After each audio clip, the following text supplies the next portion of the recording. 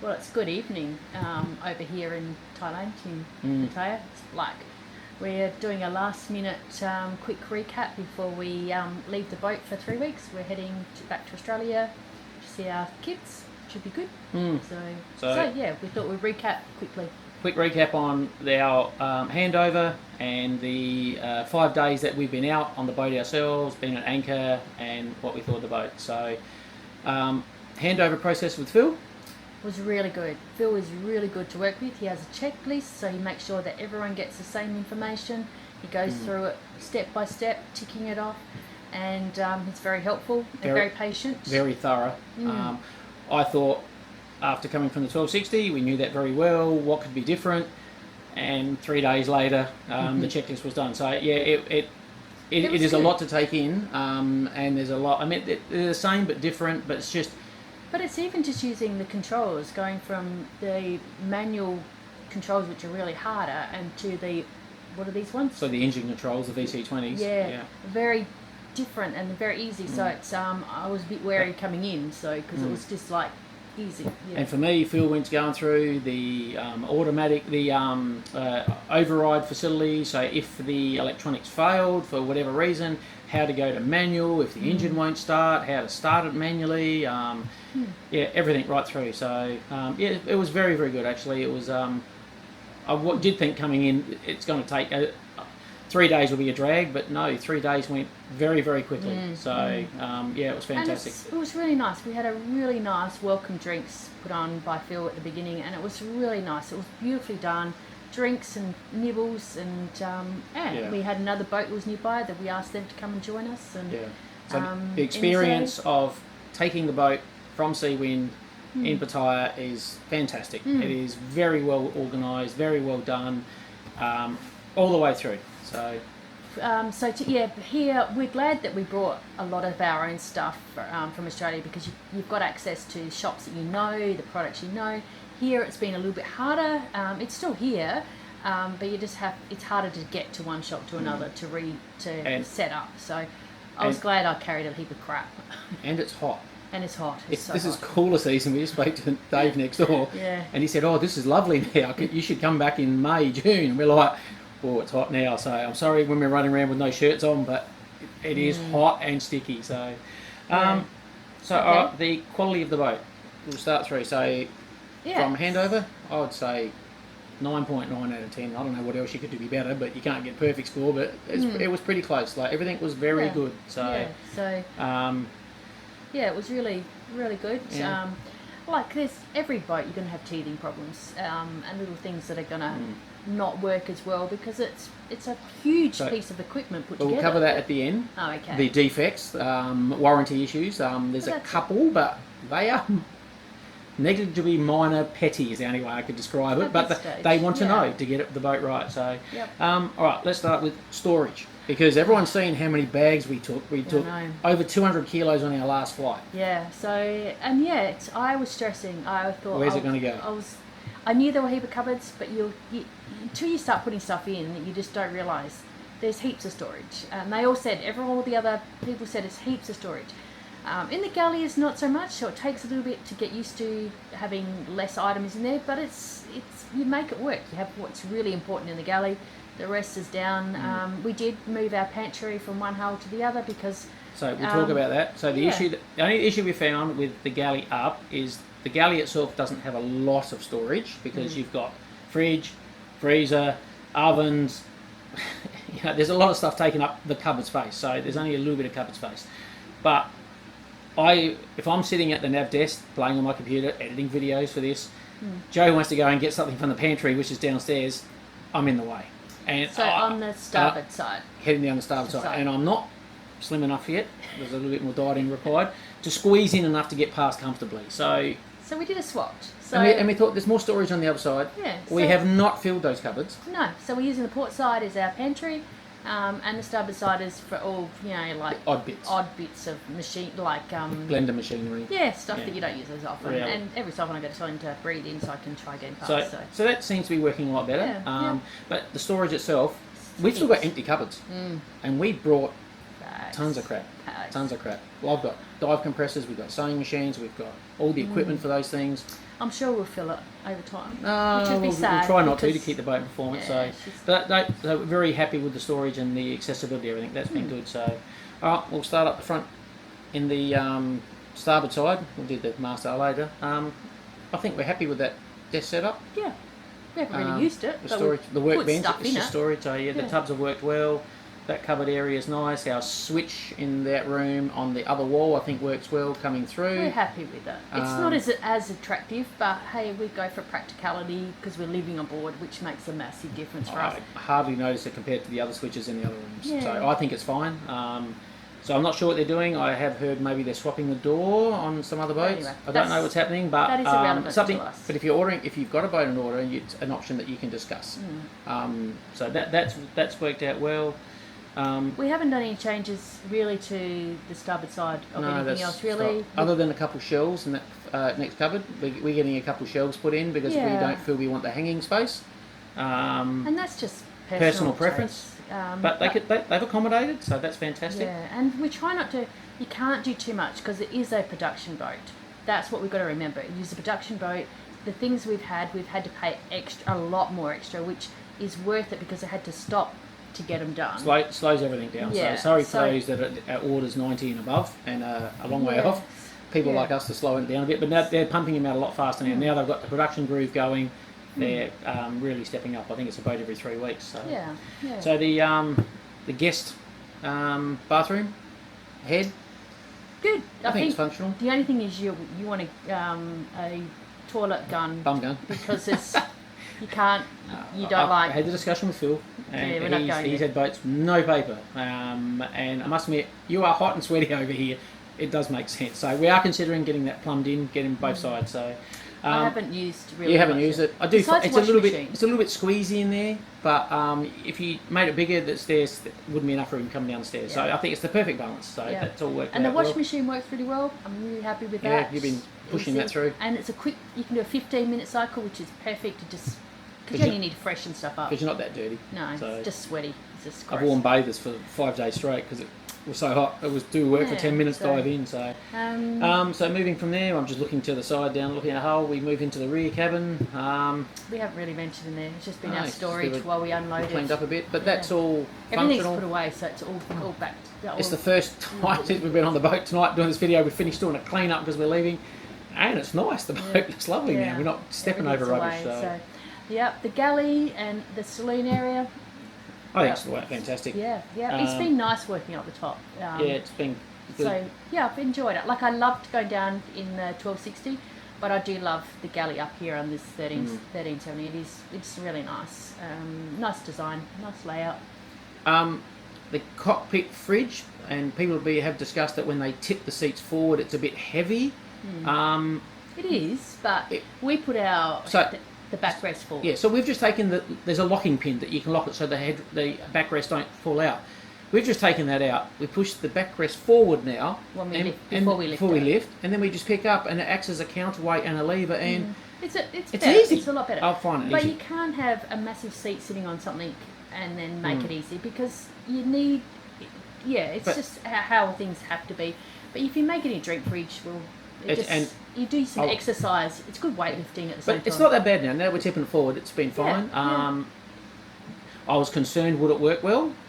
It is fantastic. It will freeze in a heartbeat if you crank it up. We've got it turned right down, and the drinks are cold, and if you leave the drink down the bottom near the plate, it will freeze it. I think my beer was a bit too frozen today. Yeah, and I did have one can rupture before I turned it down, turned it up in temperature. So, but it's perfect. Very happy with the drinks fridge. I was concerned. And it's huge. We've got so many drinks in there. It's fantastic. So all our fridge and freezers we've been happy with. They're all working well. We are buying some Bluetooth monitors, so we don't have to open them to check. But because you want your fridge and freezer working. Hold on. So the TV, we did option for the big 42-inch TV, and way too big. It is big. It could have been smaller. It is. It'd have a waste of space if it wasn't there. So our 1260, how big was that? 24. 24. So and this one is it's probably 4 times the equivalent screen size. Yeah, you put 4 TVs in its space. And you're sitting too close. Like, I find it too close. Oh, I don't find it too close, but I just see it's big. So but anyway, it's what it is. And it's fantastic. I got that subwoofer system I mentioned before. Fantastic sound system through the boat's lovely. So Does connect with Bluetooth. I'll discuss about that. I'm going to do a sweet tweak on that myself, but otherwise, no, that works lovely. So, what about the top? Cockpit, fantastic. I'm very happy with that. We do notice the helming's a little bit different. You don't lean out the side like you do on the 1260 that we've been used to. We've got to just learn to get. If you didn't know any different, you wouldn't know any different. No, but, no.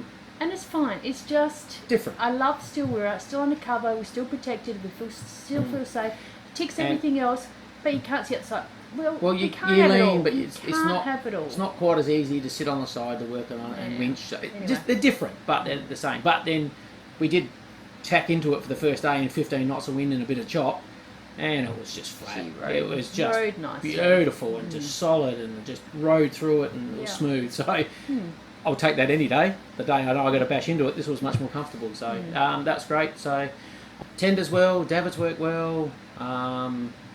Barbecue's nice, the bigger barbecue, but it is beautiful. We'll talk about that in the issue. But that's all good. So all right, master cabin, walk-in robe. So the walk-in robe's good, really nice and handy. I've got heaps of storage for my stuff, and getting onto our bed is great. I've got headroom. I've got a hatch above my head. The air's more flowing for you because the hatch is further forward than the 1260, so that's fantastic. We're getting used to the wood side bits, but that's just. I've only been elbows a couple of times, not as much as I thought I would, but no, it's not too bad. It's a wide bed. It's lovely. It looks beautiful.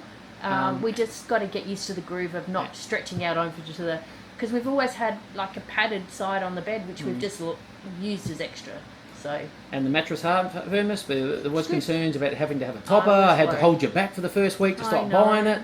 Yeah, it's been fine. It's been good. So I'm glad. It's all good. That's all happy. Yes, so and nice. Our main bathroom, our head and storage through there, the walkway, they're all.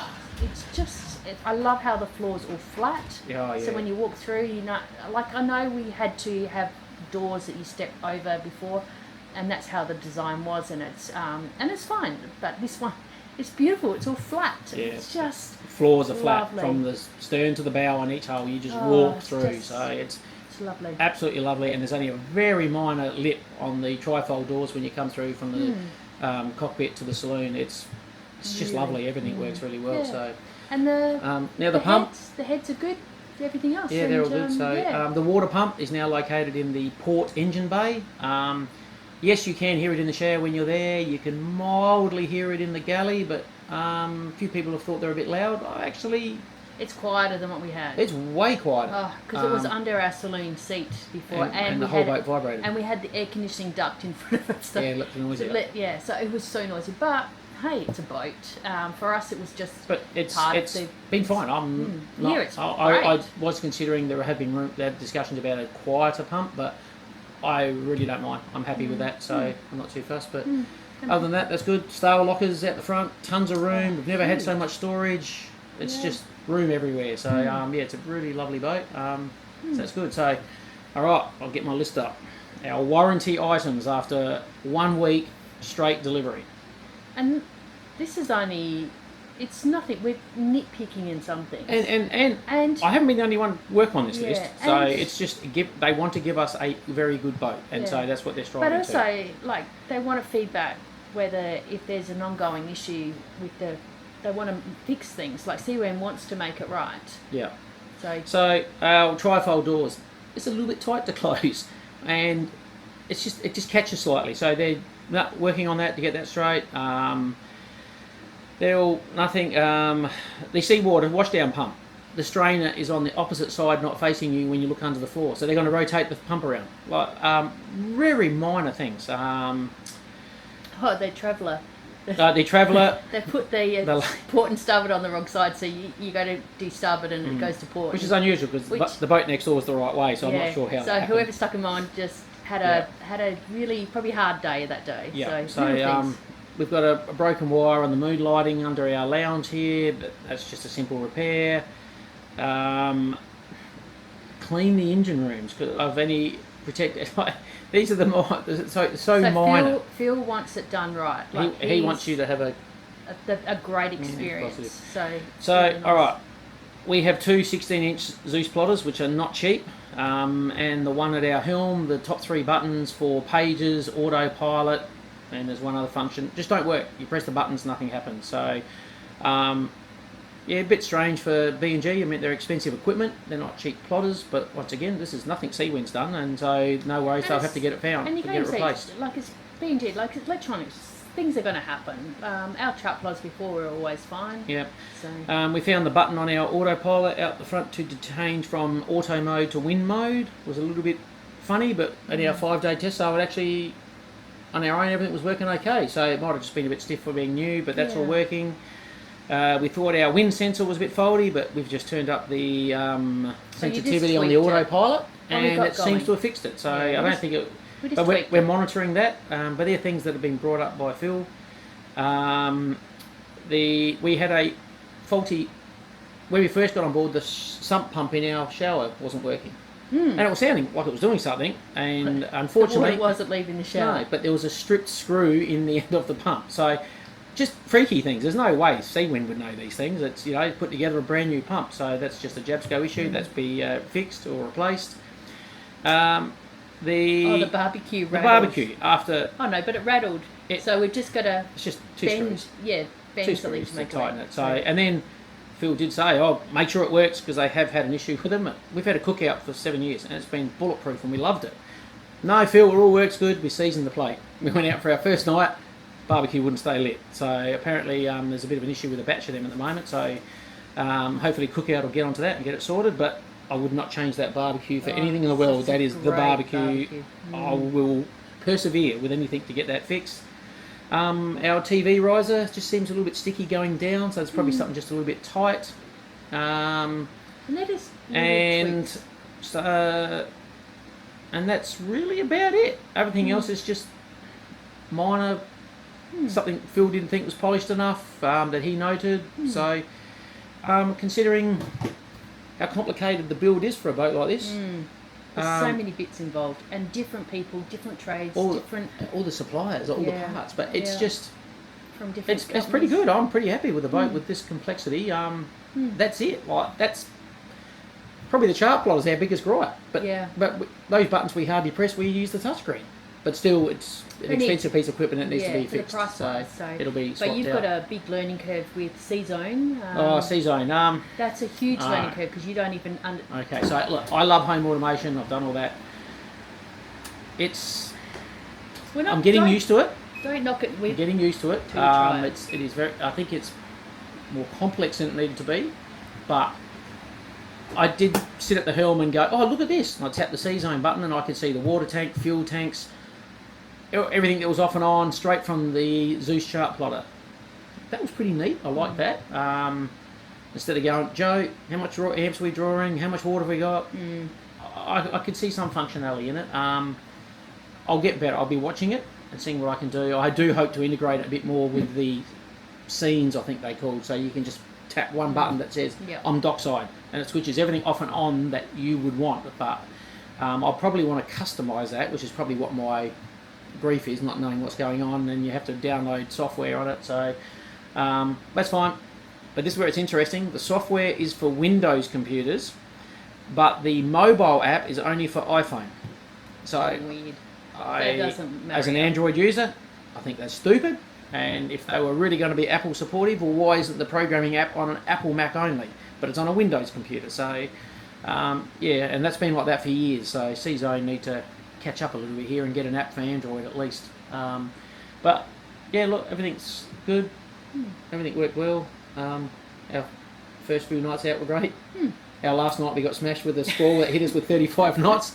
That woke us up, but we had a bit of a sort out, get ourselves re-anchored and set, a bit more comfortable because we were on a lee shore. But all good. We were up and awake, so it's just you just listen and you know when something's not right, and you're up. I actually happened to be up just working on the computer. I couldn't sleep because it was so damn hot, and then I was like, oh, there's a bit of wind, and then wow, there's a lot of wind. So but otherwise. And because we're not used to the area, we couldn't move because we don't know what the next bay is going to be like. So you've just got to stay put and wait. Yeah, you weren't keen. I was trying to show you on the satellite we could move, but we're staying. You don't know where if there's any nets or whatever's in the way, so it's just best to wait. So far, cruising just straight out of Ocean Marina, Jontian here. I think I see his name correctly. It's actually been not too bad, and it's been alright. A couple of little islands to go visit, which are only like an hour and a half's.